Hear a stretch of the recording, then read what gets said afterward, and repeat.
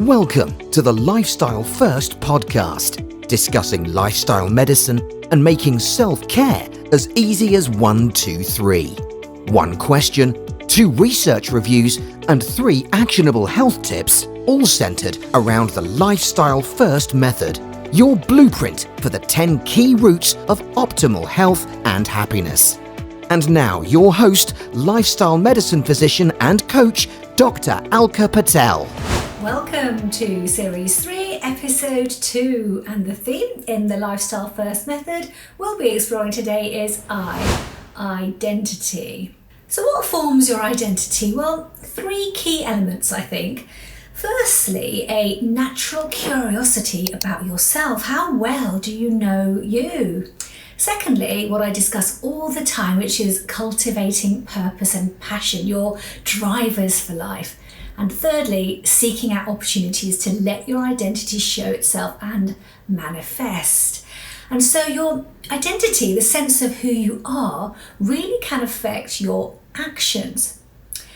And so the one question we'll be exploring today is, how does my identity, and with that my self-belief, affect my motivation to create the lifestyle I really want? And as always, there's 2 key pieces of work we're looking at to support today's conversation. So 2 books this week. The first by Albert Bandura called Social Foundations of Thought and Identity, and the second by Deci and Ryan called Intrinsic Motivation and Self-Determination in Human Behavior. So to help explore today's question, how does my identity and with that my self-belief affect my motivation to create the lifestyle I really want?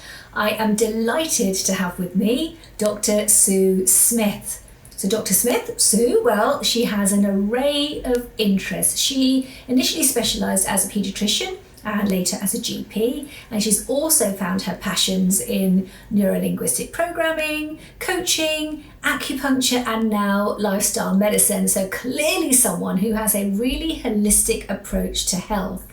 So over to you, Sue, welcome, and perhaps you could start by explaining, what do you feel we mean when we talk about identity, and how does this link into making changes and our motivators for change? I think identity is key, isn't it? It's how we see ourselves, and it's a combination of how we've been experiences we've had from very young.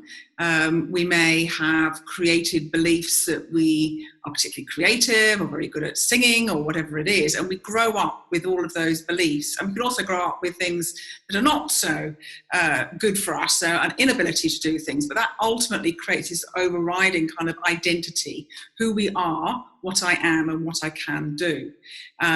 We then develop throughout life skills, professions, and our identities become more and more kind of intertwined. We then maybe have children, become a mother or a wife, and that creates another identity. So it's a mixture of personal experiences and environmental, who we represent in society, societal identities, and a combination of all the above. But fundamentally what's going on is what's going on in our head. So identity is very much linked with how we filter all this information and make sense of it. Yeah, it is that perception of self, isn't it? It's not about what others perceive, but it really is about what is your own self-identity. I usually put the word self in front of it because it is very much about your own perceptions. So how does that link in with actually your motivators? Because your identity is a real driver for change, isn't it?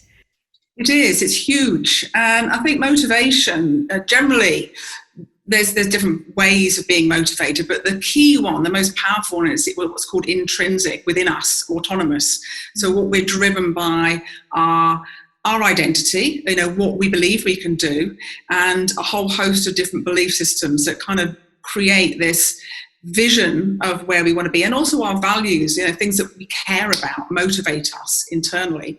Of course, we also have things that are motivating from outside us, certifications, achievements, races to win, all those kind of things. But we all can do these things all based on how we see ourselves. So how we run the race, as it were, depends on what we're thinking and how we're feeling and how we behave. And there's a whole string of events that can happen over time that can create habits that build those beliefs up and therefore create better actions and create those outcomes, and we can have some beliefs that hold us back. So we end up doing the things, the behaviours, as a result of all of this interwoven stuff of how we see ourselves, our identity, our belief systems and our values, and then the external world as well. So we often, when we're trying to make changes in our life, I think we usually start off really well, don't we? There's this sort of honeymoon period of I'm ready, set and go. But then there's something about sustainability. What is it about ourselves that we can look at to enhance that sustainability of the actions that we want to take? Where does that come from? I think sustainability is a mixture of being able to do something, so confidence in being able to do something. How important it is to you to keep going. So that could be linked to a whole host of things, why you really want to do something. And doability. I think we need to feel that we can succeed on something, and that creates that confidence. So if we can create that cycle of doing something, getting confident, and then feeling successful, we can then spiral up with increasing confidence, almost success breeding success. And that is very much led, if you want, the kind of guiding light of what we really see ourselves as where we want to go with anything, and that includes health and the reasons why that might be. Reasons why we want to be healthy might not be just because of how we want to look, but it could be about being there for the children, or that we want to represent something powerful. It could be for a whole host of reasons why we want to create these health changes. No, absolutely. So you've had a look at a couple of bits of kind of research and some really interesting books, the sort of the DESI books in particular. Just talk us through some of that, because I think that's really useful to start to sort of put into play. Really good, because I'm obviously aware very much of Maslow's and self-actualization, and these, I came across these in various reasons. I've heard about it before, but as I dug deeper, it was actually really interesting. Bandura particularly, he talks about self-efficacy, the belief that you can. And I know you talked about the I can and I am previously, and it's so important to kind of build that belief, that self-belief up. Often I'll see people in my practice where they want to create a change and they do a score of importance to them. It might be quite high, maybe 8 or 9 out of 10. But then you get to confidence and it could be less than 5. So without them both scoring high values, very difficult to create a change. So confidence is massive, and that's what Bandura's work is all about.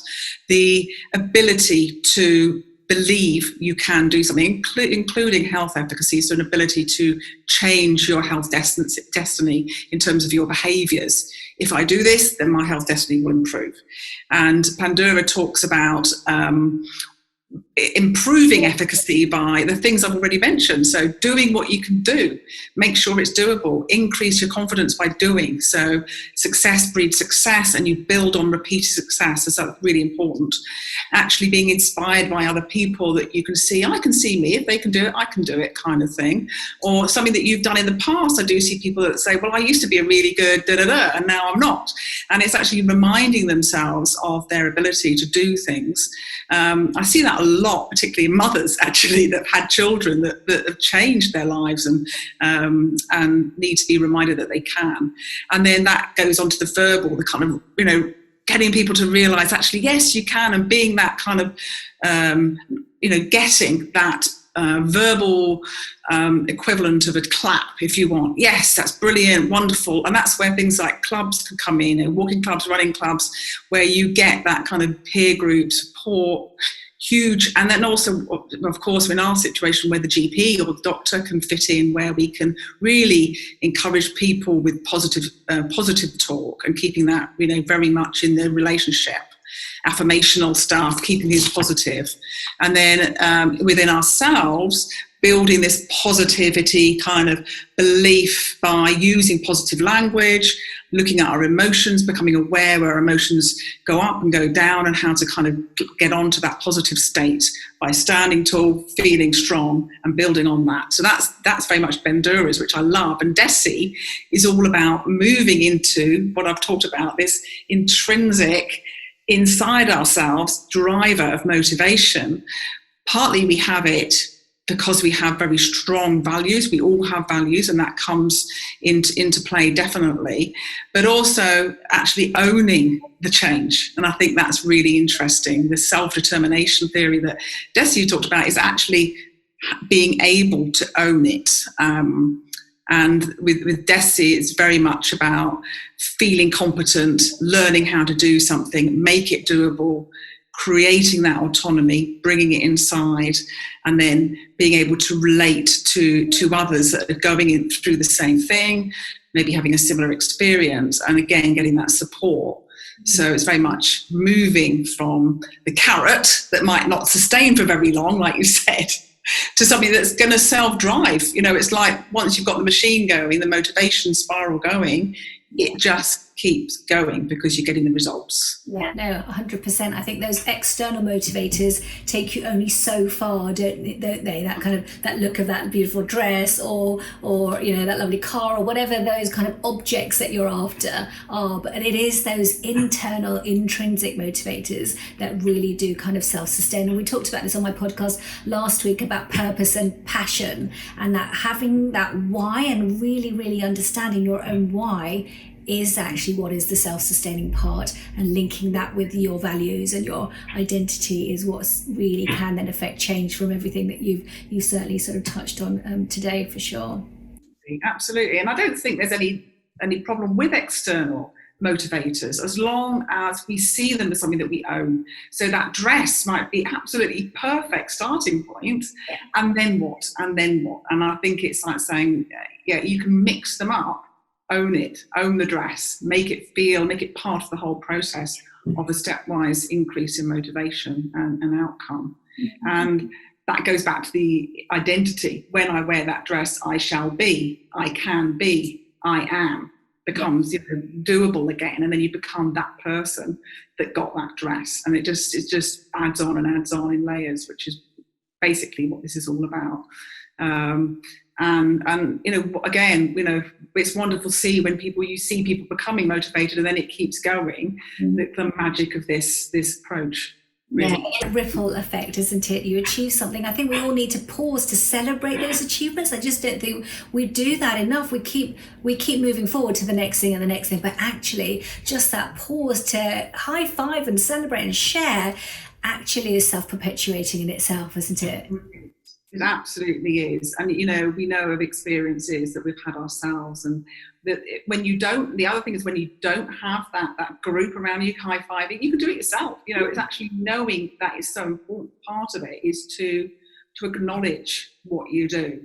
Never let any chance go by to acknowledge, whether it's journaling about it or buying yourself something special, whatever, doing something that makes you feel cared for.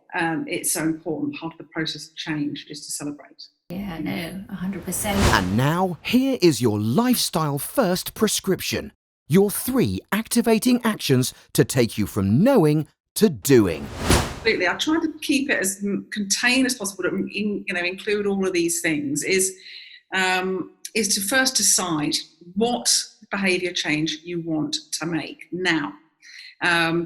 Now, that might be that you want something in terms of health. So it could be an ultimate goal of, getting fit, for example. Well, what's the change you need now? And that's very important. And to be very aware of why that's important to you, as you've already said. So write down the one main reason why it's important to you. Find example of where that's been done before. Who's already doing it? When have you done it before? And what did you do? And how was that structure put in place? And also hugely reflect on past successes, so on that particular aspect of behaviour change. Number 2, create the structure. And this is really important, going back to the doability. These have got to be doable. Create a realistic time frame. You can use something like a SMART goal structure. and make it a bit of a stretch, not so it's distressing. This is the biggest thing we all fall into a trap of, is setting these huge goals and then it becomes actually quite stressful, and that is not a good way of creating successful behaviour change. We want the first step to be doable, and it's not always in the arena of what our final goal would be. So it could be, I want to get fit, so therefore I need to do a walk each day. The only time I can walk each day is in the morning, so I need to sort the sleep out. So my first step is sorting my sleep out so I can then get up in the morning.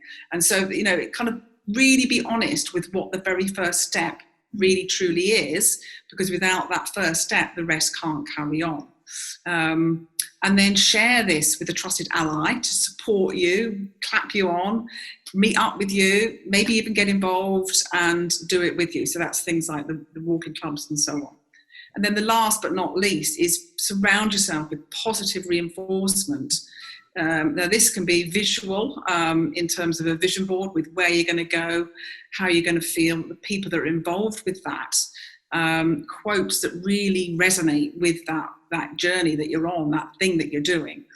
Get into a positive state, become very aware of your emotions when things aren't going right and how to change that, and posture is really useful there. And back to the things that you've mentioned before, say to yourself, I can, I am, about the changes that you're making regularly. It has to be on a regular basis. So you're wiring that brain. I can walk each day. I can. And I think overall, make it doable. So you cannot fail. This is so important. And then incremental increases. So the number one thing, make it doable and celebrate as you go along with others. Ideally. Yeah. Love that. Fantastic. You mentioned quotes in there. So have you got a favourite quote of yours? Yeah, there is one. Muhammad Ali, I was full of them, wasn't he? But he had one that's, if my mind can conceive it and my heart can believe it, I can achieve it. And I think that's very, very true. So if you can think of doing something and it really is what you want, you can do it. Very small steps, one step at a time, with lots of celebration. Just absolutely love that. Centers on you and what you can do. Great. Amazing. Thank you. Those are fantastic tips. Yeah. Become that person that is the way you're going to be. And yes. Everything's possible. 100%. No, lovely. Thank you, Sue. That was a really great chat, actually. I got lots of insights from that myself, so I'm sure there's lots of value in taking away what you suggested today. How can people find out a bit more about you if they want to come and find you? Well, I have a website about to come out. Had it for a while, but it's been redone, which is drsuesmith.com. And I also have a Facebook page, Dr. Sue Smith, and I conduct it all through either of those. Fantastic. Thank you so much. I guess that just leaves me to say have a happy, healthy day. Thank you very, very much. It's been an absolute pleasure. Love what you're doing. Thanks for joining us on the Lifestyle First podcast, making self-care as easy as 1, 2, 3. Don't forget to subscribe and share, and we'd love it if you'd be kind enough to leave a review. To learn more or to arrange a consultation, please visit www.dralkapatel.com. See you next time.